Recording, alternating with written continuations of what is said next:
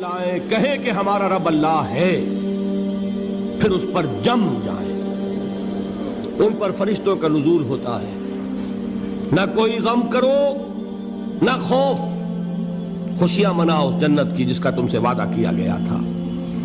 اللہ کی ربوبیت پر اطمینان جب انسان کو ہو جاتا ہے، میرا رب اللہ ہے، ربی اللہ، انسان کے لیے نہ کوئی کھٹکا، نہ کوئی خطرہ، نہ کوئی خوف، نہ کوئی حزن۔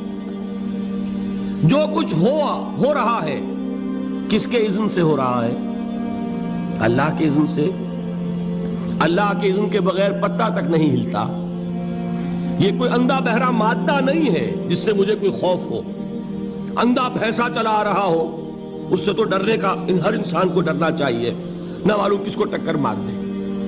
لیکن نہیں، اس کائنات کو چلانے والا ایک سمیع و بصیر خدا ہے۔ وہ جو میرا دوست ہے، میرا ولی ہے۔ اللہ ولی الذین آمنوا یخرجہم من الظلمات الی النور۔ اللہ اہل ایمان کا ولی ہے، ساتھی ہے، پشت پناہ ہے، مددگار ہے، حمایتی ہے۔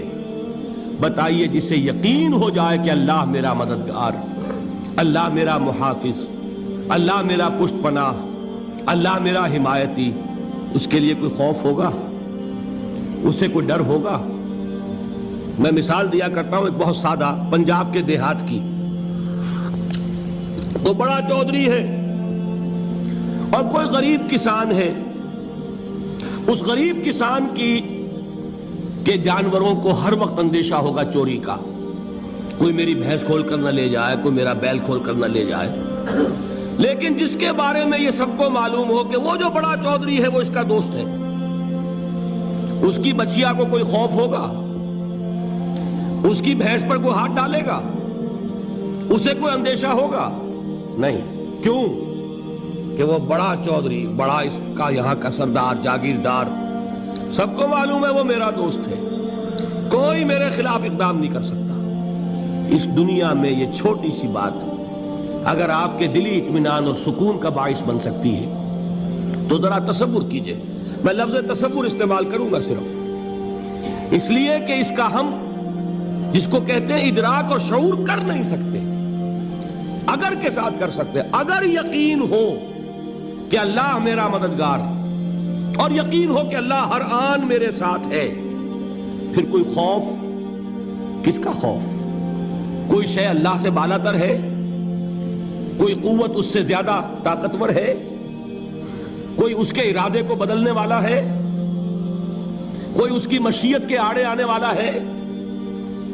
یہی بات ہے جو حضور نے فرمائی۔ یہ ایمان کا حاصل ہے لب لباب، کہ دیکھو اچھی طرح اس بات کو ذہن نشین کر لو۔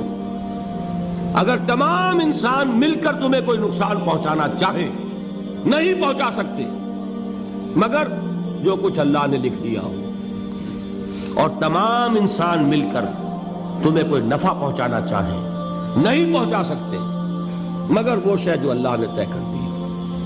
آپ پھر میں کہوں گا ذرا طاری کیجئے، اسے فرض کیجئے، اسے سوچئے۔ اگر اس حدیث پر ہمارا دل ٹھکا ہوا ہو تو کسی سے ڈر ہوگا؟ یہ مجھے نقصان نہ پہنچا دے، یہ میری رپورٹ خراب نہ کر دے، یہ میری انکریمنٹ نہ رکوا دے، یہ میرا یہ نہ بگاڑ دے، یہ میرے یہ نقصان نہ پہنچا دے۔ اس کا ڈر، اس کا ڈر، اس کا خوف، اس کی خوشامد، اس کے لیے جا کر طرح طرح سے اپنی عزت نفس کو ذلیل کروانا اس کے سامنے۔ یہ سب کچھ کیوں کرتا ہے انسان؟ جب سمجھتا ہے کہ اس کے ہاتھ میں میرا کوئی نفع ہے، اس کے ہاتھ میں میرے لیے کوئی ضرر ہے، یہ مجھے کوئی غضب پہنچا سکتا ہے، یہ مجھے کوئی نقصان پہنچا سکتا ہے، یہ میرا کوئی کام بنا سکتا ہے، یہ میری کوئی ضرورت پوری کر سکتا ہے۔ اسی کا نام شرک ہے۔ جہاں آپ نے یہ سمجھا کہ غیر اللہ کے اندر کوئی طاقت موجود ہے، وہی شرک ہے۔ بتوں سے تجھ کو امیدیں، خدا سے نومیدی، مجھے بتا تو صحیح اور کافری کیا ہے؟ شرک تو یہ ہے۔ جس پر بھی تمہیں یہ خیال ہے، کلمہ ہے یہ کلمہ سوم، لا حول ولا قوت الا باللہ، ذرا اس پر دل کو کبھی اگر آپ تصور کریں، پھر فرض کریں، دل ٹھک جائے اس پر، کوئی طاقت نہیں۔ یہی بات تھی جو شیخ عبد القادر جیلانی رحمۃ اللہ علیہ نے اپنی وصیت میں اپنے بچے سے کہی. 11ویں دینے والے ہیں، لیکن حضرت شیخ عبد القادر جیلانی کی وصیت اور تعلیمات کو کتنے لوگ ہیں کہ جانتے ہو؟ یہ جن مقامات تک پہنچے ہیں وہ کس چیز کی بدولت پہنچے ہیں؟ انہوں نے جو پیغام دیا وہ کیا تھا؟ اے میرے بچے، جس طریقے سے قرآن مجید میں حضرت لقمان کی نصیحتیں جو ہے نقل کر دی گئی ہیں، میں یہ عرض کروں گا بالفرض اگر قرآن حضرت عبد القادر جیلانی کے بعد نازل ہوا ہوتا تو شیخ عبد القادر کی یہ نصیحتیں بھی قرآن میں درج ہوتی.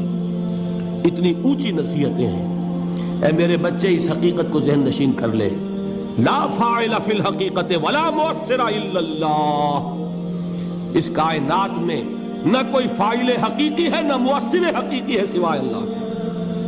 کسی شے میں کوئی تاثیر نہیں اگر اللہ نہ چاہے.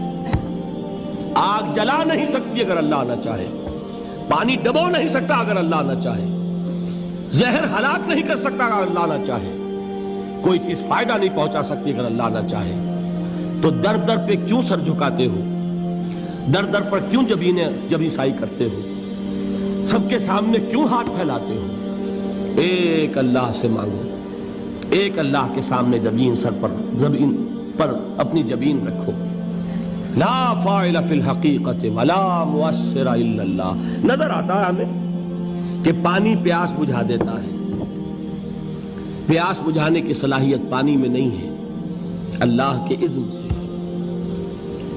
کھانا بھوک مٹا دیتا ہے، بھوک مٹانے کی صلاحیت کھانے میں نہیں ہے، اذن رب میں. دیکھیے یہی یقین تھا. حضرت موسیٰ علیہ السلام کا واقعہ یاد کیجئے. سامنے سمندر آ گیا ہے، قوم دیکھتی ہے پیچھے کہ گرد و غبار کا طوفان ہے. معلوم ہوا کہ فرعون اپنے لشکر سمیت آ گیا ہے. لشکر جب چلتا تھا تیز رفتاری کے ساتھ تو گرد و غبار کا جو طوفان اٹھتا تھا اس کا تصور کیجئے. اور لمحہ بلمحہ وہ قریب آ رہا ہے. پوری قوم نے کیا کہا؟ اے موسیٰ انا لمدرکون، اے موسیٰ ہم کو پکڑے گئے. قرآن مجید نے تو یہاں وہ باتیں نہیں لکھی ہیں، لیکن تورات میں یہ درج ہے کہ بنی اسرائیل جھگڑنے لگے، دست و گریبان ہو گئے موسیٰ کے ساتھ. موسیٰ ہمیں یہاں مروایا لا کر، اس سے تو ہم ہی بہتر تھے. وہاں کھانے کو ملتا تھا، زندگی تو تھی، بیگار ہم کر رہے تھے، موت تو نہیں تھی.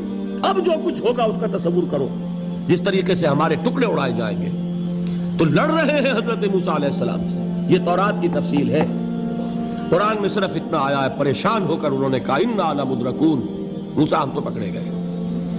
اس وقت موسیٰ کا جواب کیا ہے؟ کلا ان معی ربی سیہدین. نہیں، میرے ساتھ میرا رب ہے، وہ راستہ دے گا. بتائیے کہاں راستہ نظر آ رہا ہے؟ یہ ہے ایمان بالغیب. راستہ نظر نہ آئے تب اللہ پر یقین ایمان ہے.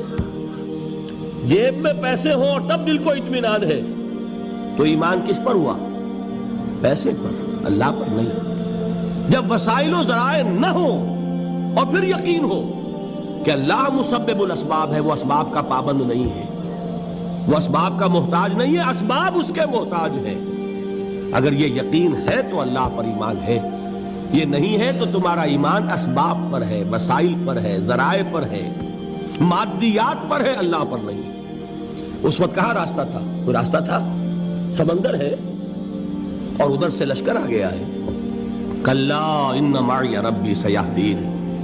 اب دیکھیے ایمان کہہ دینا آسان ہے، ہوا معکم اینما کنتم، جہاں کہیں بھی تم ہوتے ہو اللہ تمہارے ساتھ ہوتا ہے. لیکن اس کا یقین قائم ہو جائے تو زمین و آسمان کا فرق واقع ہو.